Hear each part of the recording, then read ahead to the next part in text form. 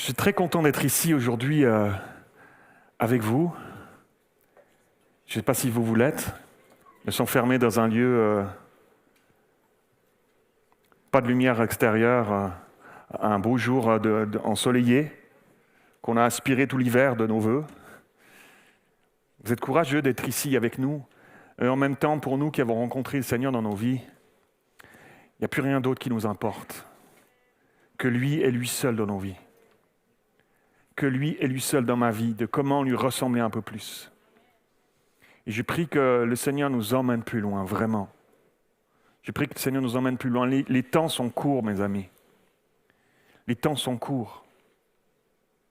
Les temps sont sérieux, sont trop sérieux pour qu'on continue à vivoter notre vie chrétienne avec trop souvent de légèreté, à mélanger les idoles avec l'Éternel.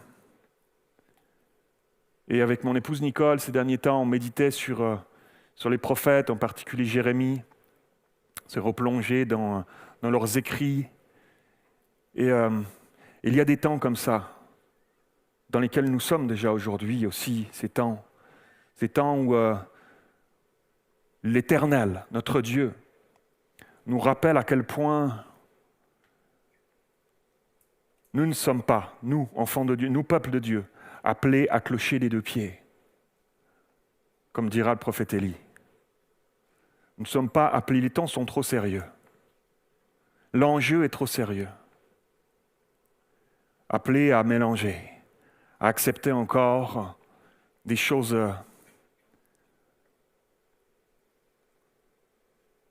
de notre ancienne vie, des idoles de l'Égypte. Alors, on est dans notre nouvelle série de messages qu'on a démarré, qui s'intitule « Prends courage ». Et on a vu en message d'introduction comment Dieu a sorti son peuple de l'esclavage en Égypte.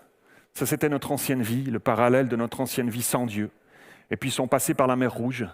C'est notre conversion, notre vie qui a été chamboulée. La mer s'est ouverte. Dieu a ouvert un chemin là où il n'y en avait pas. Il nous a ouvert les yeux.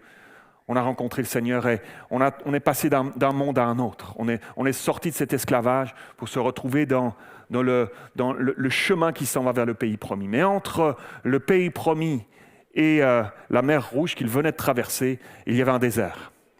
Et dans cette série de messages, nous allons traverser ensemble ces questions du désert, de pourquoi, alors qu'on est censé rentrer dans un pays promis, il est possible aussi en même temps d'errer pendant 40 ans dans un désert. Pourquoi, alors qu'on a déjà donné notre vie à Jésus, il y a encore tant et trop de chrétiens qui tournent en rond, qui errent dans un désert, alors qu'il y a un pays aux portes de ce désert qui nous est promis. Un pays où coule le lait et le miel, un pays où l'abondance de Dieu nous est promis, un pays où tout est possible à celui qui croit. Ça va, vous êtes avec moi ? Alors aujourd'hui, le titre de mon message est « Comment entrer dans le pays promis ?» Ça parle à quelqu'un ? Vous êtes avec moi ? Ok, ça va, vous allez vous réveiller un peu, hein? Ça va aller. Je méditais cette semaine sur un texte en particulier qui se trouve dans le livre des Nombres. Et je vais vous citer deux textes qui m'ont interpellé particulièrement, deux versets, Nombre 14, 30, où Dieu est en train de parler au peuple d'Israël alors qu'ils s'étaient retrouvés face au pays promis et qu'ils étaient censés y rentrer, qu'ils avaient envoyé les fameux 12 espions, on va voir ça à travers ce message, et que le peuple, les 12 espions reviennent et le peuple se rebelle. Le peuple refuse de rentrer dans le pays promis. Le peuple se met à regretter, à penser à leur ancienne vie en Égypte, se met à regretter l'Égypte. Alors, Nombre 14-30, on dira ceci. « Vous n'entrerez pas, alors Dieu leur dit, vous n'entrerez pas alors dans le pays que j'avais juré de vous faire habiter. Aucun de vous n'y entrera, excepté Caleb, fils de Jephuné, et Josué, fils de Noun. » C'est possible, quelqu'un, juste de monter la clim ici sur l'estrade, j'ai un peu chaud, et je sens que le feu qui m'anime va me rendre encore un peu plus bouillant et chaud d'ici quelques instants. Donc, Caleb et Josué, fils de Nun, ont été les exceptions qui ont pu rentrer. Et plus tard, au verset 38, Nombre 14, 38, a dit ceci, « Josué, fils de Nun, et Caleb, fils de Jephuné, furent les seuls à rester en vie parmi les hommes partis explorer le pays. » Les 12 qui étaient partis, ils étaient les 2 seuls qui sont restés en vie. Mes amis, lorsqu'on se retrouve face au pays promis, lorsqu'on a donné notre vie à Jésus, il y a le test du désert qui est là. Mais on se retrouve tous face au pays promis. Il y a la possibilité, c'est Jésus qui nous a ouvert cette nouvelle possibilité. Par sa mort à la croix, par sa résurrection et sa vie, aujourd'hui par son esprit, qu'il aimerait nous transmettre, nous communiquer. On se retrouve tous là, avec cette même réalité devant nous, la possibilité de rentrer dans le pays promis, dans le pays de Canaan. Et lorsqu'on se retrouve face à ce pays promis, il y a 2 possibilités qui s'offrent à nous. Chacun d'entre nous. On a 2 possibilités, comme 2 tableaux que j'aimerais voir avec vous aujourd'hui, comme 2 tableaux dans ce texte qu'on va lire, qui me frappent et que j'aimerais voir avec vous aujourd'hui. Le premier tableau qui nous est décrit dans ces textes qu'on va lire ensemble, c'est ce peuple rebelle qui va résister. Ce peuple qui se retrouve là face à la possibilité de vivre une vie nouvelle, la possibilité de vivre enfin en nouveauté de vie et qui va malgré tout ça choisir de se rebeller et qui va se retrouver à cause de cela à errer pendant 40 ans dans un désert et qu'ils vont y rester, ils vont y mourir, cette génération-là vont y mourir, c'est leurs enfants qui vont pouvoir rentrer dans le pays promis. Eux, ils vont rester là jusqu'à ce que dans ce désert, à errer, à tourner en rond, jusqu'à ce que cette génération soit passée. Et il y a de l'autre côté un autre tableau. De l'autre côté, il y a 2 hommes qui vont pouvoir malgré tout, on vient de lire ces textes-là, qui vont pouvoir malgré tout rentrer dans ce pays promis. Eux vont pouvoir y entrer. Et j'aimerais qu'on s'arrête ce matin sur un de ces 2 hommes. On verra le deuxième plus tard, mais j'aimerais qu'on s'arrête sur un de ces 2 hommes, c'est Josué. J'aimerais qu'on s'arrête quelques instants sur Josué. J'aimerais qu'on se pose ensemble la question de qu'est-ce qui s'est passé, qu'est-ce qui a fait dans sa vie que lui a pu rentrer dans ce pays promis. Josué, c'était un fils, un jeune homme, et il était descendant de la tribu d'Éphraïm. C'était le fils de Nun, nous dit le texte. Et Moïse l'avait pris déjà en Égypte. Moïse l'avait pris comme son assistant, comme son serviteur. Et depuis sa jeunesse, il suivait Moïse. Il avait vu la mer Rouge s'ouvrir devant eux alors qu'ils fuyaient. Il avait vu les 10 plaies d'Égypte. Il avait vu la mer Rouge s'ouvrir devant eux lorsque Moïse a étendu son bâton. Et c'est merveilleux quand on prend le temps de s'arrêter à la vie de cet homme. C'est merveilleux de voir. Et aujourd'hui, c'est comme un avant-goût que je vous donne. Vous allez repartir d'ici, vous allez avoir envie d'aller creuser ce personnage, qui est un type de Christ aussi d'ailleurs. Josué qui a la même racine que Jésus, on va le voir tout à l'heure. Et donc c'est merveilleux de voir comment Dieu va s'y prendre pour préparer ce jeune homme, pour préparer son cœur à être celui qui va faire entrer le peuple d'Israël dans le pays promis, dans ce fameux pays promis. Comment Dieu prépare un cœur, comment Dieu prépare un homme, comment Dieu prépare une femme, comment Dieu travaille en profondeur dans un cœur. Quelle mentalité il aimerait développer chez quelqu'un qui a le désir de s'emparer du pays promis. Est-ce qu'il y a quelqu'un qui est ici aujourd'hui qui dit, moi pasteur Mathieu, je veux rentrer dans ce pays promis. J'ai soif de rentrer dans ce pays promis. Alléluia! Alléluia! Et Josué va vivre un moment important pour sa construction spirituelle. Il va vivre un moment charnière pour sa construction spirituelle lorsque le peuple d'Israël, après avoir traversé la mer Rouge, il va se retrouver une première fois au désert pour aller vers Canaan, vers ce pays promis, et ils vont se retrouver à un moment donné dans une vallée, et ils vont se retrouver contre un peuple, face à un peuple qui est là. C'est les Amalécites qui sont là, et qui sont hostiles contre Israël, qui ne veulent pas les laisser passer, et qui cherchent à leur faire la guerre, et qui veulent combattre contre eux. Et c'est à Josué que Moïse va confier le commandement du combat ce jour-là. Regardez avec moi, Exode chapitre 17, verset 9. Et alors Moïse dit à Josué, « Choisis-nous des hommes et sors et combat Amalek. Demain, je me tiendrai sur le sommet de la colline, le bâton de Dieu dans ma main. » Et Josué fit ce que lui avait dit Moïse pour combattre Amalek. Et Moïse, Aaron et Hur montèrent au sommet de la colline. Et lorsque Moïse élevait sa main, l'Israël était le plus fort. Et lorsqu'il baissait sa main, Amalek était le plus fort. Et les mains de Moïse étant fatiguées, ils prirent une pierre qu'ils placèrent sous lui et il s'assit dessus. Et Aaron et Hur soutenaient ses mains, l'un d'un côté et l'autre de l'autre. Et ses mains restèrent fermes jusqu'au coucher du soleil. Et Josué vainquit Amalek et son peuple au tranchant de l'épée. Alléluia! Waouh! Quelle leçon de vie!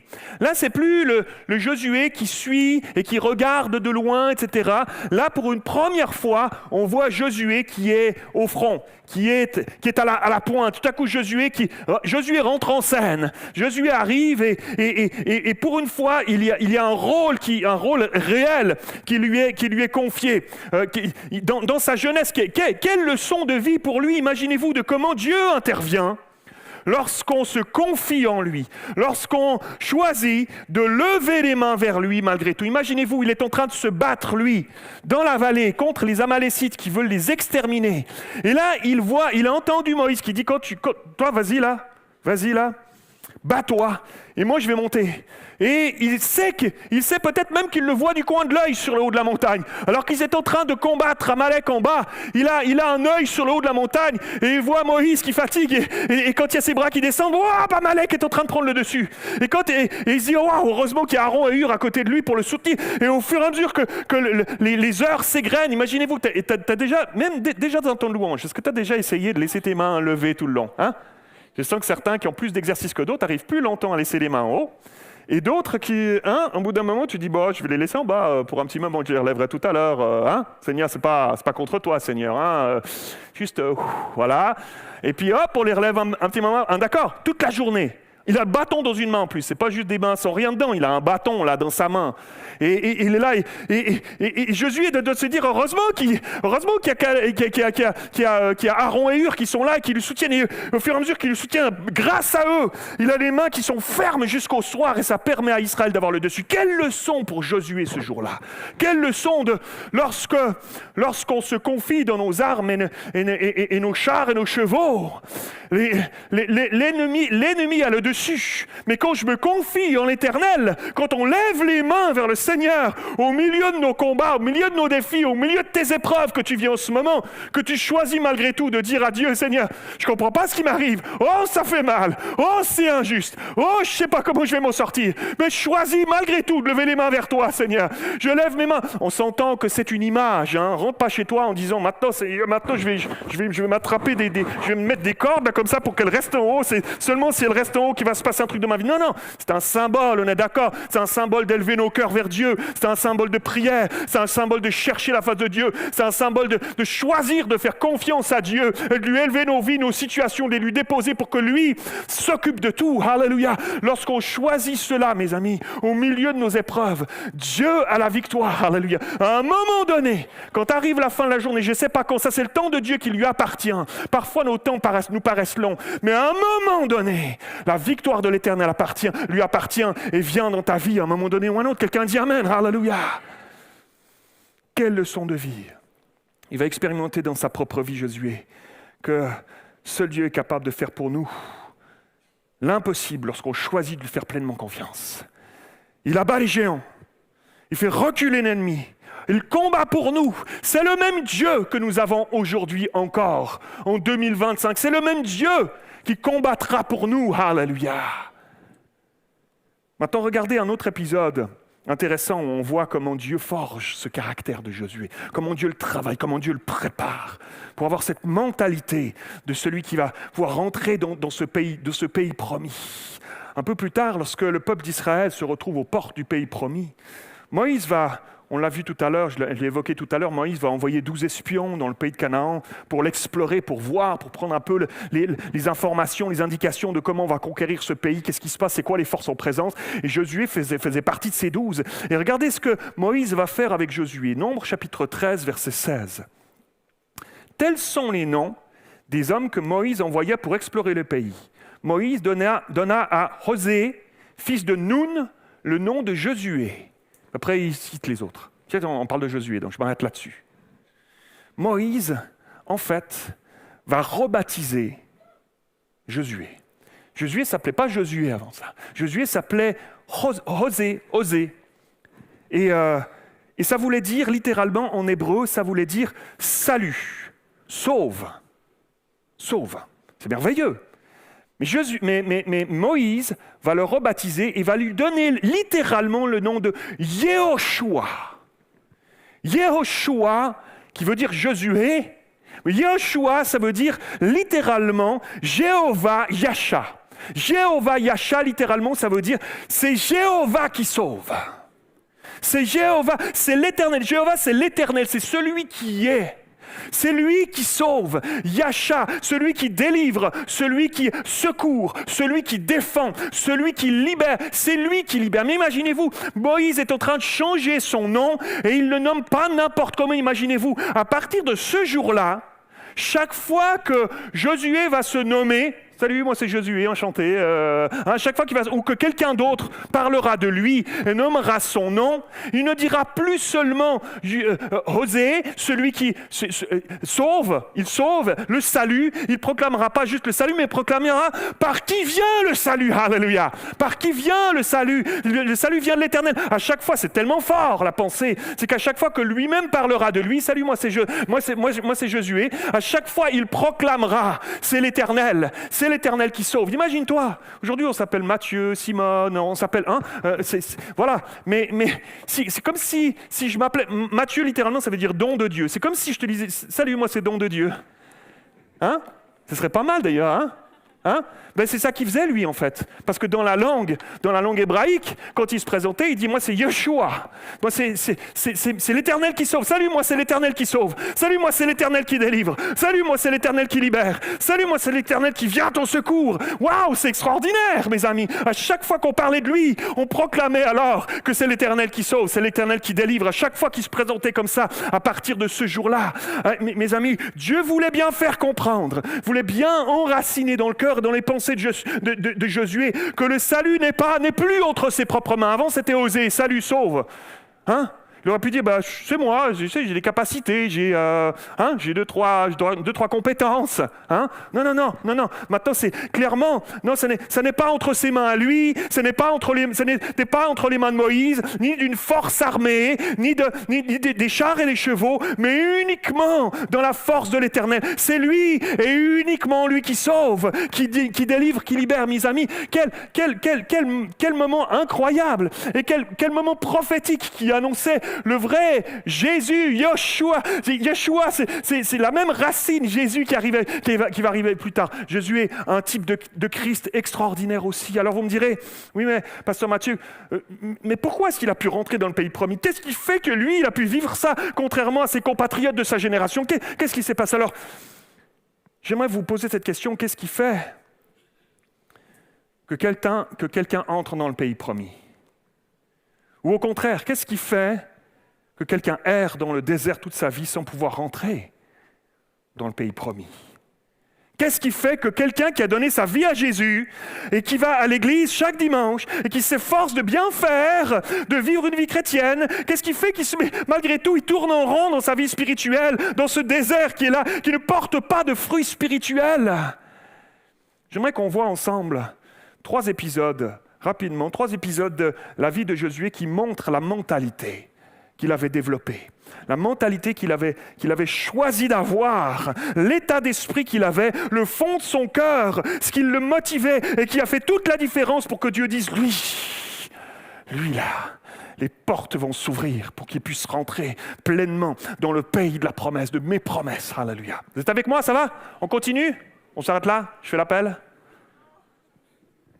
Déjà, lorsque Josué revient avec les 12 espions de leur exploration dans le pays de Canaan, dans le pays promis, et que le peuple s'irrite contre Moïse et Aaron de les avoir amenés jusque-là, qu'ils leur reprochent, oubliant totalement que l'Éternel les avait fait sortir miraculeusement de leur esclavage en Égypte, terrible esclavage en Égypte. Et regardez ce qui se passe, Nombre 14, verset 1.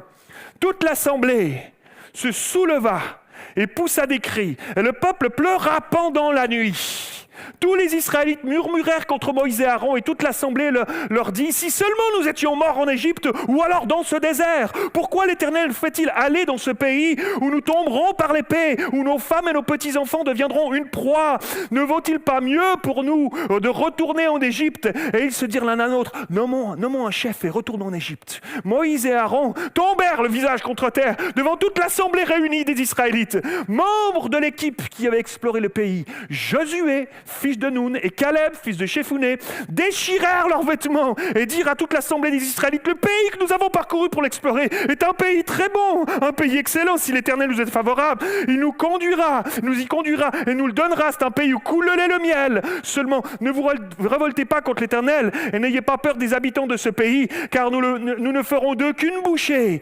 Ils n'ont plus de protection et l'Éternel est avec nous. N'ayez pas peur d'eux. » Et toute l'assemblée parlait de les lapider lorsque la gloire de l'Éternel apparut sur la tente de la rencontre devant tous les Israélites. Waouh! Les lapider pas trop, là. J'aimerais qu'on voit 3 points. J'aimerais qu'on voit 3 points aujourd'hui, des conditions de cœur nécessaires pour rentrer dans le pays promis. 3 conditions. Premièrement, un cœur qui voit Dieu plutôt que les hommes. Dans le texte qu'on vient de lire, on retrouve de nouveau les 2 tableaux qu'on a évoqués tout à l'heure. On retrouve de nouveau ces 2 tableaux. D'un côté, il y a le peuple d'Israël qui se rebelle, qui est complètement accaparé, qui est complètement pris de panique en entendant le récit des 10 espions. Ils étaient 12, mais les 10 qui décrivent « Oh, il y a des géants! On était comme des sauterelles à leurs yeux. » Vous lirez ces textes-là. On était comme des sauterelles à leurs yeux. On était si petits. On va se faire bouffer. Regardez, on a même ramené des grappes. Elles sont énormes. On est 2 pour la porter. On l'a accroché sur une tige en bois. C'est devenu... C'est tellement énorme dans ce pays. On va se faire manger, on va se faire bouffer, on va se faire anéantir. Et le peuple les écoute. Et ils sont tellement accaparés par ce récit qu'ils les découragent en décrivant un pays hostile, dangereux, destructeur. Et ils vont être tellement omnubilés par leur regard humain. Ils vont être tellement omnubilés par cela que la peur prend le dessus, que le découragement les envahit. Non mais imaginez-vous la scène. On a lu ça, on vient de dire ça. L'assemblée, la Bible nous dit l'assemblée se soulève contre eux. Quand tu as 2 personnes devant toi qui se soulèvent, tu dis, bon, on va gérer, quoi.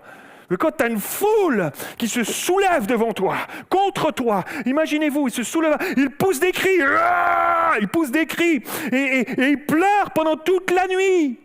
Moïse, Aaron, Josué et Caleb, ils n'ont pas dû beaucoup dormir cette nuit-là, parce qu'ils les entendent crier, ils les entendent pleurer toute la nuit contre eux, imaginez-vous. Ils murmurent et ils se concertent même, non seulement pour changer de chef, mais finalement pour les lapider. Moïse, Aaron, les lapider, ils ont fait sortir ils ont vu la mer rouge s'ouvrir devant eux, ils ont vu les 10 plaies d'Égypte, ils ont vu le miracle, et là ils sont en train de réfléchir comment on pourrait faire pour les lapider, imaginez-vous, incroyable. J'aimerais vous dire, voilà où ça nous mène de marcher par la vue. Voilà où ça nous mène encore aujourd'hui, de marcher par la vue, mes amis. L'apôtre Paul dira dans 2 Corinthiens, chapitre 5, verset 4, « Car nous marchons par la foi, non par la vue. » Aujourd'hui encore, ce n'est pas juste l'apanage du peuple d'Israël à l'époque de Moïse. Aujourd'hui encore, ce n'est pas par la vue que nous marchons, c'est par la foi. Ça ne veut pas dire qu'on n'a pas les pieds sur terre. Ça veut dire qu'on flotte sur un nuage, je ne paye plus mes impôts, je marche par la foi. Mais nous marchons non par la vue, mes amis. Dans le monde spirituel, nous marchons par la foi, à force de regarder uniquement les choses qui sont factuelles et de ne faire que regarder ces choses-là et de ne pas regarder à Dieu pour tout. Regarder à Dieu pour tout. Le risque est de se retrouver à ne plus voir Dieu du tout dans les aspects de nos vies, mes amis. Et dans notre monde actuel, c'est si facile de perdre Dieu de vue. C'est vrai ou pas ? C'est si facile de le perdre de vue, de se mettre à marcher dans notre quotidien sans faire appel à lui pour tout, sans le considérer dans toutes nos voies, mes amis. Je n'ai pas vraiment besoin de lui pour me lever le matin. Mon iPhone, il sonne très très bien. Je n'ai pas besoin de lui pour me lever le matin. J'ai pas besoin de lui lorsque je prends les transports pour aller travailler. J'ai pas besoin de lui lorsque je suis à la station-service pour remplir ma voiture d'essence. J'ai pas besoin de lui lorsque je m'en vais au travail, que je pipe mon passe Navigo pour passer les portiques. Si tu le fais, hein. Il n'y a pas longtemps, j'en ai vu 2-3 qui se sont fait attraper. J'ai bien vérifié, je ne les connaissais pas. Hein, on n'a pas besoin de lui, en fait. Je n'ai pas vraiment besoin de lui pour aller faire mes courses. J'ai ma liste de courses, je remplis mon caddie, je passe à la caisse, etc. Je remplis mon frigo en rentrant. Je peux passer une journée sans lui, en fait, dans notre monde occidental, où tout est facilité pour nos vies quotidiennes, en fait.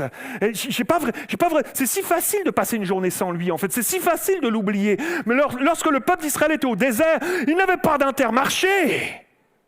Lorsqu'ils étaient au désert, mes amis, ils devaient compter sur l'Éternel et lui seul pour leur faire parvenir ce dont ils avaient besoin. La manne, Dieu leur envoie la manne, ils ont soif, ils frappent le rocher, l'eau coule, ils ont faim, la manne ne leur suffit pas, je leur envoyais de la viande, il leur envoie des cailles, miraculeusement. Il fallait qu'ils regardent à lui pour tout, en fait. Et on a perdu ça de vue dans notre monde occidental trop souvent aujourd'hui, mes amis. Et pourtant, malgré cela, ils se révoltent. Malgré ça, ils se révoltent. Ils se mettent carrément à regretter leur vie d'avant. Ils ont oublié l'esclavage. Et ils parlent même de lapider leurs frères. Et puis, on a l'autre tableau. On a cet autre tableau, celui de Josué, qui a été dans le groupe des 12 espions. Il est avec eux dans les 40 jours où ils ont exploré le pays promis. Il a vu les mêmes choses qu'eux.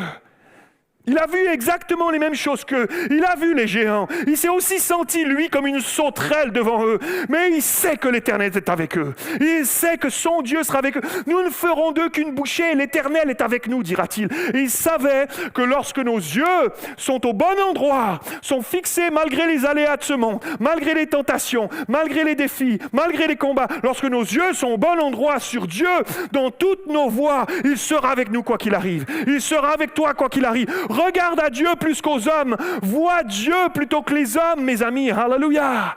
Nous avons besoin d'aiguiser notre regard, un regard spirituel. D'aiguiser notre regard. Nous ne sommes plus appelés à regarder comme avant, mes amis. Regardez maintenant la suite. Moi, j'avais hâte de prêcher, de vous apporter ce message.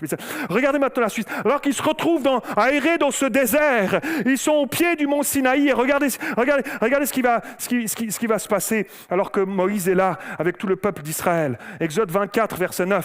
Moïse il monte sur le mont Sinaï avec Aaron, Nadab et Abihu, ainsi que 70 anciens d'Israël. Ils virent le Dieu d'Israël, et sous ses pieds, imaginez ce qu'ils voient à la vision, et sous ses pieds, c'était comme une œuvre de saphir transparent, comme le ciel lui-même dans sa pureté. Il ne porta pas la main contre les personnalités israélites. Ils virent Dieu, puis ils mangèrent et burent, et l'Éternel dit à Moïse, monte vers moi sur la montagne, reste-y. Je te donnerai des tables de pierre, la loi et le commandement que j'ai écrit pour les enseigner. Et Moïse se leva avec son assistant Josué. Vous avez bien ça en tête? Il est avec lui. Et il commence à gravir, il quitte les 70 et commence à monter. Il commence à gravir la montagne de Dieu. Et il avait dit aux anciens, attendez-nous ici jusqu'à ce que nous revenions vers vous. Aaron et Hur vont rester avec vous. Si quelqu'un a une affaire à régler, c'est à eux qu'il devra s'adresser. Et Moïse monta sur la montagne. Et il fut recouvert par la nuée. La gloire de l'Éternel reposa sur le mont Sinaï. Et la nuée le recouvrit pendant 6 jours. Le 7e jour, l'Éternel appela Moïse du milieu de la nuée. Moïse vient. La gloire de l'Éternel avait l'apparence d'un feu dévorant au sommet de la montagne, aux yeux des Israélites qui regardaient ça depuis en bas, depuis la plaine. Et Moïse pénétra au milieu de la nuée et continua de gravir la montagne. Il resta 40 jours et 40 nuits là. Wow. C'est là que Dieu va lui parler.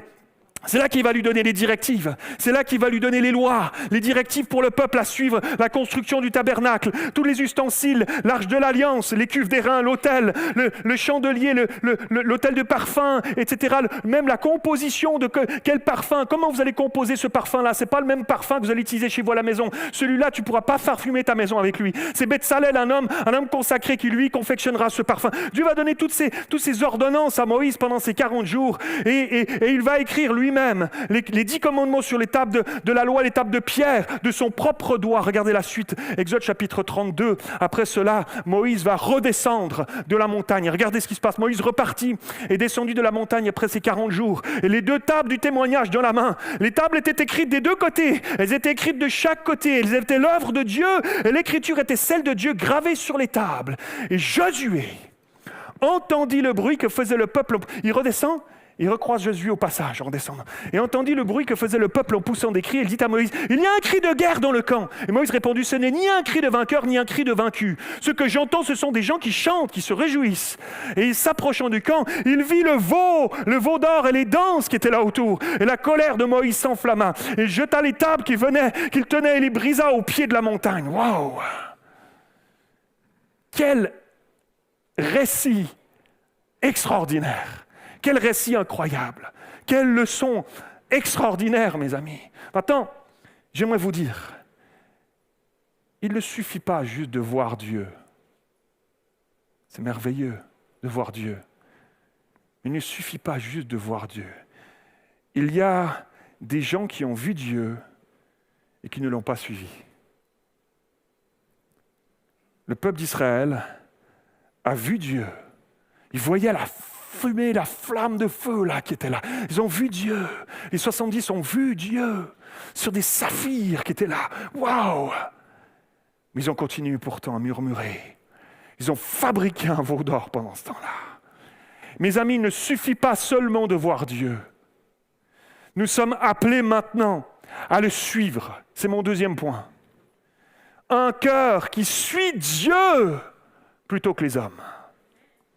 Un cœur qui suit Dieu plutôt que les hommes. Et pendant que Moïse était dans la nuée, pendant tout ce temps où il était avec l'Éternel, Josué était là. Josué était là, c'est extraordinaire. Josué n'était pas rentré avec Moïse dans la nuée parce que Moïse était seul avec Dieu pendant ces 40 jours.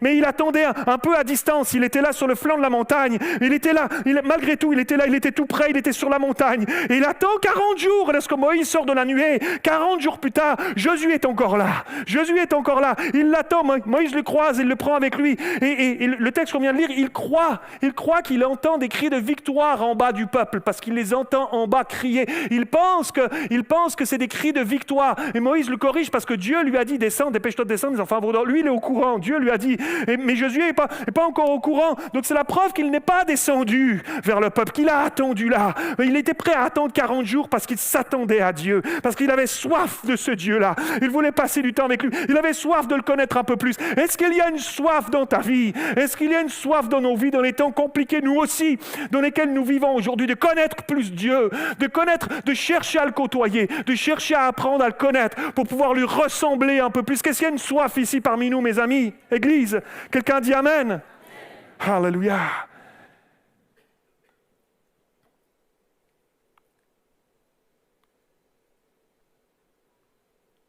C'est des indications, tout ça, qui nous montrent le cœur de Josué. Il n'était pas redescendu dans le peuple. Ce peuple qui murmure, il voulait pas se tenir avec eux. Il n'était pas de ceux qui ont fait ce veau d'or. Il s'était éloigné d'eux, de ceux et celles qui démontraient un désir de revenir en arrière, de ceux qui murmuraient, de ceux qui étaient prêts et qui avaient envie d'adorer des idoles, des faux dieux, de reprendre les idoles de l'Égypte, à tel point qu'ils se sont fabriqués un de ces dieux, un veau d'or, un de ces dieux égyptiens. Ils se sont fabriqués eux-mêmes avec les bijoux du peuple, avec l'or du peuple que Dieu leur avait donné en quittant l'Égypte. Mais Josué, lui, cherchait à connaître Dieu, à s'approcher de lui, de celui qui les avait extirpés de leur esclavage, de leur vie d'avant, de la misérable vie qu'ils menaient avant. Ils voulaient le connaître, ils voulaient le suivre. Jésus dira à ses disciples dans Jean chapitre 15, verset 19, « Je vous ai choisi du milieu du monde, mais vous n'êtes pas du monde. » On est là, on est placé dans ce monde, mes amis, mais on n'est pas du monde. Nous ne sommes plus appelés à fonctionner comme quand on était en Égypte. Nous ne sommes plus censés fonctionner comme ça. Mes amis, c'est assez effrayant de penser qu'il est possible d'avoir été délivré de l'esclavage de notre ancienne vie, d'avoir traversé la mer Rouge, d'être sauvé par ce sacrifice merveilleux que Jésus a donné pour nous à la croix, d'avoir donné notre vie à ce Jésus qui nous a fait entrer dans son salut merveilleux, qu'il a payé de sa vie sur la croix, mais de choisir malgré tout de revenir aux idoles et d'errer dans un désert à cause de cela. De quel côté de la montagne est-ce que tu te tiens? Peut-être que tu te dis, Pasteur Mathieu, je ne me suis pas fabriqué une statuette que je me prosterne avec, devant avec des petites bougies qui fumettent dans mon salon.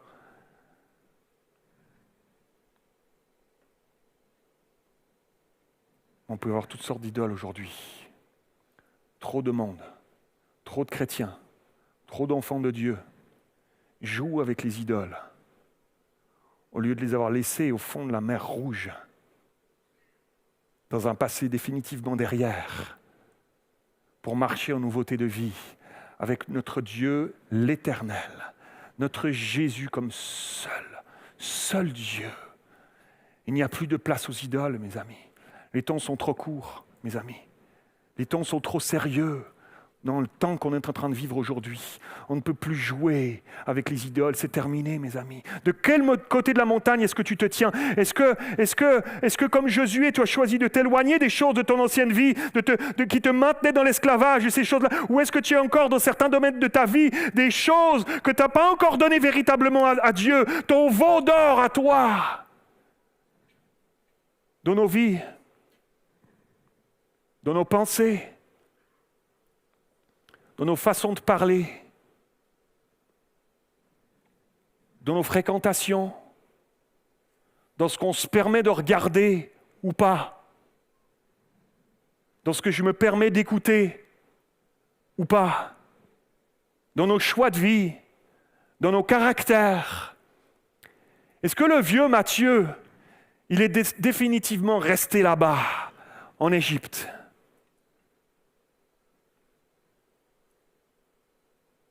Mes amis, c'est plus le temps de jouer. Les temps viennent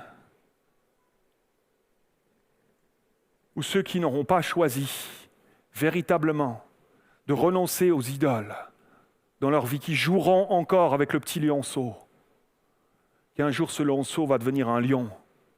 Il va se retourner contre toi. Arrête de jouer avec le péché. Arrête d'excuser les choses que tu sais qui ne sont pas de Dieu. Un jour, ce sera devenu un lion qui va se retourner contre toi et qui va te manger, qui va te dévorer. Et tu vas te retrouver comme ceux qui n'ont pas de Dieu à crier et à te retrouver plus qu'avec toi-même, tout seul. Personne ne viendra à ton secours. Ne joue pas, ne joue plus. Les temps sont sérieux, mes amis. J'ai crié à Dieu pour qu'il convainc nos cœurs.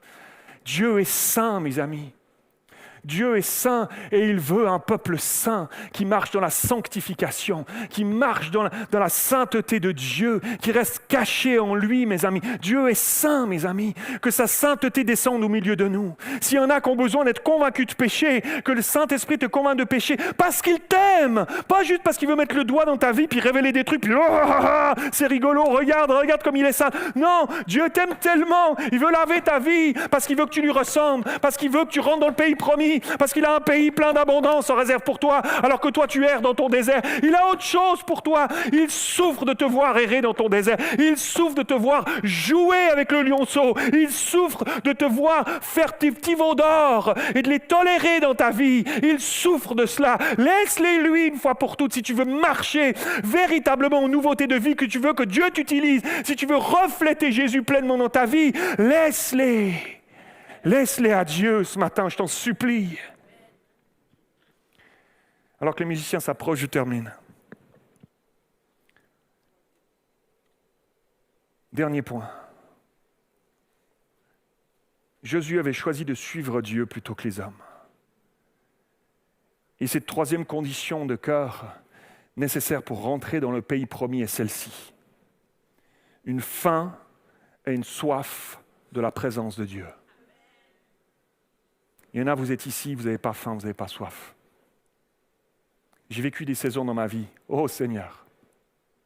J'ai vécu des saisons dans ma vie où je n'avais pas faim, pas soif de lui. Je connaissais tous les trucs, j'allais à l'église, je levais les mains, mais je n'avais pas faim et soif de lui. J'arrivais à me débrouiller très bien sans lui, en fait. Je partais dans mes journées, puis hop, le dimanche matin, oui c'est vrai, alléluia le Seigneur, super. Puis j'allais comme ça d'une semaine à l'autre, d'un dimanche après l'autre, et puis je prie que le Seigneur implante dans ta vie une faim, une soif. Que quand tu as passé un jour sans prier, il y a un manque à l'intérieur de toi. que quand tu passes un jour sans lire ta parole, tu sens le Saint-Esprit qui te pousse, qui t'attire. Pas un truc comme je dois, tu dois, un truc religieux, faux. Aïe, aïe, aïe, le jugement de Dieu va me tomber dessus, j'ai pas lu mes 2 versets aujourd'hui, aïe, aïe, aïe. Pas comme ça, un amour, un désir de le côtoyer, quelque chose qui te manque parce que tu l'as pas vécu, parce que ça fait trop longtemps depuis hier que tu n'as pas pris ce temps avec lui pour le côtoyer, pour passer du temps avec lui. Un temps à part, un temps spécial. Et je ne vais même pas me dire quand vous n'avez pas le temps. Le temps, on le trouve toujours pour ce qu'on aime. Exode 33, verset 7, Moïse prit la tente, il se retrouve après dans ce désert. Ils sont dans ce temps où il erre dans le désert. Et il prend la tente et la dressa hors du camp. C'était la tente d'assignation juste avant qu'elle devienne le tabernacle. C'était là qu'il rencontrait Dieu, Moïse. Et puis, à quelques distances du camp, à l'extérieur, il appela la tente d'assignation. Et tous ceux qui consultaient l'Éternel allaient vers la tente d'assignation. Ils pouvaient tous y aller, en fait. Mais regardez ce qui se passe, qui était hors du camp. Lorsque Moïse se rendait à la tente, tout le peuple se levait. Chacun se tenait à l'entrée de sa tente. Ils auraient pu le suivre, ils auraient pu y aller avec lui. Mais ils le regardaient passer, ils restaient chacun pour soi. Chacun devant sa tente. Et ils suivaient Moïse des yeux. J'ai pas envie de regarder. Je vous en supplie, les amis, arrêtez de regarder les autres vivre des trucs avec Dieu. C'est pour toi. Arrêtez d'écouter les pasteurs puis de dire c'est normal. Ils nous prêchent, ils nous amènent la parole, ils nous mettent la cuillère dans la bouche, c'est leur job. Et puis moi, je viens là, puis c'est toi là. Toi, cherche Dieu. Toi, aie soif et faim de sa présence. Arrête de te contenter d'écouter des messages sur YouTube de prédicateurs à gauche, à droite, un peu partout dans le monde. Toi, le Seigneur veut te rencontrer. Toi, le Seigneur a rendez-vous dans ta tente, à toi. Le peuple regardait Moïse passer et ils se tenaient eux devant leur tente et regardaient Moïse, lui, aller dans la présence de Dieu jusqu'à ce qu'il fût entrer dans la tente. Et lorsque Moïse était entré dans la tente, la colonne de nuée descendait, s'arrêtait à l'entrée de la tente et l'Éternel parlait avec Moïse. Tout le peuple voyait la colonne de nuée qui s'arrêtait à l'entrée de la tente. Tout le peuple se levait, se prosternait à l'entrée de sa propre tente. L'Éternel parlait avec Moïse face à face comme un homme parle avec son ami. Puis Moïse retournait au camp, mais son jeune serviteur, Josué, fils de Nun, ne sortait pas du milieu de la tente. Je prie que cet esprit-là t'anime, mon frère, ma sœur. Waouh! On a d'un côté un peuple qui murmure, qui parle de lapider, qui parle de lapider ceux qui ont été utilisés entre les mains de Dieu pour les sortir de l'esclavage et qui errent dans ce désert. Et de l'autre côté, on a un homme qui suit Moïse dans l'attente de la rencontre avec Dieu. Et qui, moi-même, quand Moïse a terminé de parler face à face avec Dieu, lui dit « Moi, je vais rester, j'ai tellement soif de lui, je vais rester encore un peu. J'ai tellement besoin de lui dans ma vie. Moi, je ne veux pas être comme ce peuple qui murmure. J'ai trop longtemps été avec eux, fait comme eux. Mais là, je ne veux plus, je reste avec toi. J'ai soif de toi, je m'accroche, moi, je vais rester là. Quoi qu'il arrive, je reste ici, moi. J'ai soif de ce Dieu-là. Et ça, c'est pas quelqu'un d'autre qui peut le faire pour toi. Josué est resté seul. Josué, fils de Nun, lui, il restait seul. Il sortait pas du milieu de la tente. Ça, c'est pas quelque chose que tu peux confier à quelqu'un d'autre, ni même à un pasteur.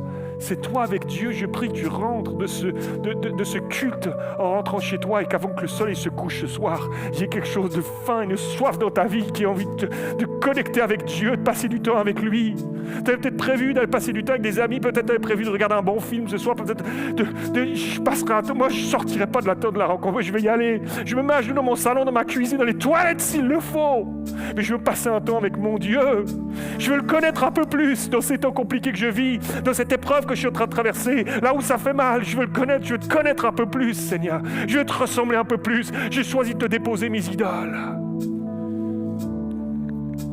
Et Josué, Dieu a tellement vu son cœur qu'il n'a pas pu s'empêcher de l'utiliser pour rentrer dans le pays promis. C'est lui qui a traversé le Jourdain, on verra ça dans les semaines qui viennent. Qui a traversé le Jourdain, c'est lui qui a vu les murs de Jéricho tomber. C'est lui qui a été utilisé par Dieu extraordinairement pour emmener le peuple dans le pays promis, mes amis. Alléluia. Mon appel ne sera pas long.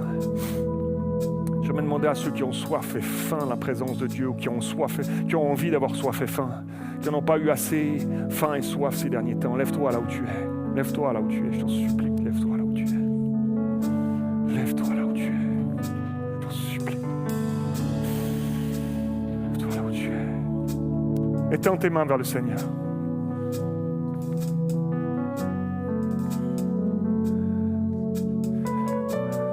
Remplis-le avec tes mots. Seigneur, je n'ai pas assez faim, reconnais-le. Dieu est un Dieu de justice. Il est juste. Il sait ce que tu as manqué. Il sait les petits veaux d'or et les grands veaux d'or que tu as dans ta vie. Lui, il le sait, il le voit. Tu peux le cacher à tout le monde, mais lui, tu ne caches rien. Son regard est sur toi ce matin. Il te fera justice si tu choisis de lui déposer tes veaux d'or. Là maintenant, avec tes mots. Et en rentrant chez toi, de faire le ménage.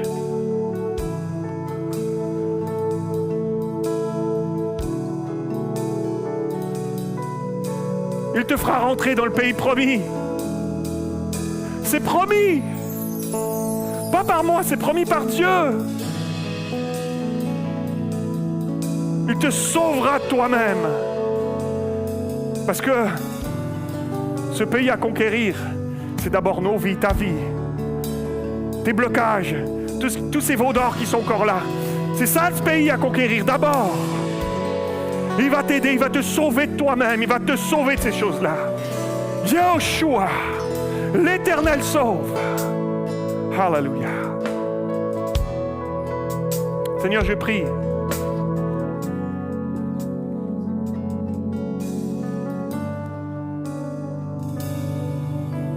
Je prie, Seigneur, que tu fasses cette œuvre-là dans chaque vie ici. Au nom de Jésus. Je prie que tu fasses cette œuvre en profondeur. Seigneur, je sais que ce n'est pas mon message ce matin qui va changer quoi que ce soit. Mais c'est le feu de ton Saint-Esprit. C'est l'action de ton Saint-Esprit. J'ai tellement confiance, Seigneur, que cette graine qui a été déposée dans les vies, Seigneur, tu vas l'arroser, tu vas la faire pousser. Tu vas créer une génération d'hommes et de femmes qui ont faim et soif de toi, qui vont s'emparer du pays promis dans les temps compliqués dans lesquels nous vivons. Aujourd'hui, 2025, alléluia, au nom de Jésus. Au nom de Jésus, est-ce qu'on peut dire Amen? Est-ce qu'on peut dire Amen? Alléluia, Seigneur. Alléluia, Seigneur. Alléluia.